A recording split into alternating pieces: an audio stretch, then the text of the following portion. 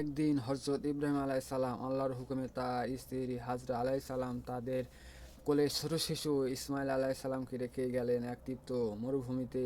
সেখানে কোনো মানুষ নেই, পানীয় কোনো নামগন্ধ নেই, তাদের সাথে ছিল শুধু এক মশক পানি আর সামান্য খেজুর। কিন্তু অল্প দিনে সে খাবার আর পানি ফুরিয়ে গেল। শিশু ইসমাইল তৃষ্ণায় ছটফট করে কাঁদতে লাগলো। মা হাজরা সেই কান্না সহ্য না করতে পেরে পাগলের মতন ছাপা মরুভূমি পাহাড়ের মাঝে সাতবার দৌড়াদৌড়ি করলেন। কোথাও যদিও একটু পানির দেখা মেলে, কিন্তু কোথাও কিছু নেই। অবশেষে মা হাজরা দেখলেন ছোট শিশু ইসমাইল আলাইসাল্লাম যেখানে তার ছোট পা দুটো দিয়ে বরাবর আঘাত করছিল, ঠিক সেই জায়গায় ফেটে বের হলো এক শীতল পবিত্র পানি, আল্লাহর রহমত ঝর্ণা। তিনি আনন্দে আত্মহারা হয়ে বললেন, জমজম মানেই থাম, অর্থাৎ পানি যে যেন বয়ে না যায়।